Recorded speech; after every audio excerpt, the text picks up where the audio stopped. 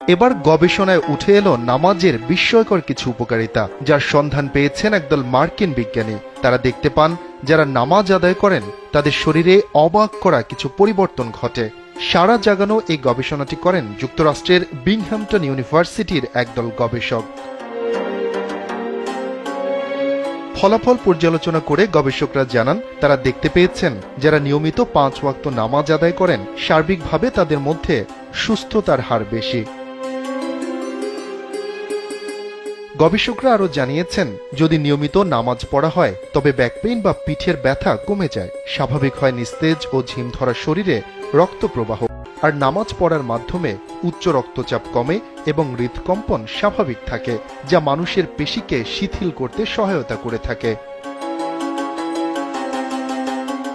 গবেষকরা জানিয়েছেন যদি কেউ যথাযথভাবে রুকু করেন তাহলে পিঠে ব্যথা থাকবে না, কারণ রুকুতে গেলে পিঠ, পায়ের উরু এবং ঘাড়ের পেশিগুলো সম্পূর্ণভাবে সম্প্রসারিত হয়, রক্ত প্রবাহ যথাযথভাবে চলতে থাকে, শরীরের ওপরের অংশে রক্তের প্রবাহ স্বাভাবিক মাত্রায় ফিরে আসে।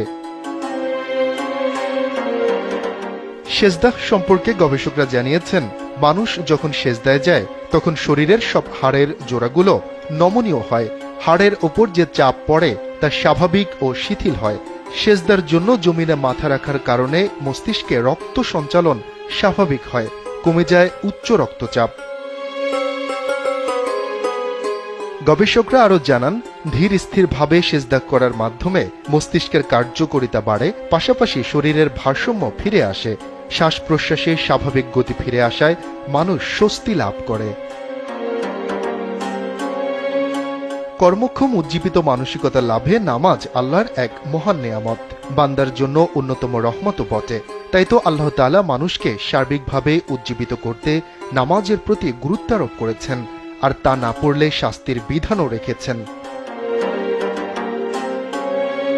বিশ্বে প্রায় 180 কোটি মুসলিমের বসবাস। আল্লাহর সন্তুষ্টি অর্জনে নামাজ আদায় করা আল্লাহর নির্দেশ ও ফরজ ইবাদত, যা মানুষকে শারীরিক ও মানসিকভাবে সুস্থ ও পরিচ্ছন্ন রাখে। সুতরাং নামাজের বিষয়ে অবহেলা নয়, শাস্তির ভয়ে নামাজ আদায় নয়, বরং মহান আল্লাহর সন্তুষ্টির উদ্দেশ্যে শারীরিক ও মানসিক উপকারিতা লাভে নামাজ পড়া আবশ্যক। শফিকুল ইসলাম শান্ত, কালবেলা ডেস্ক।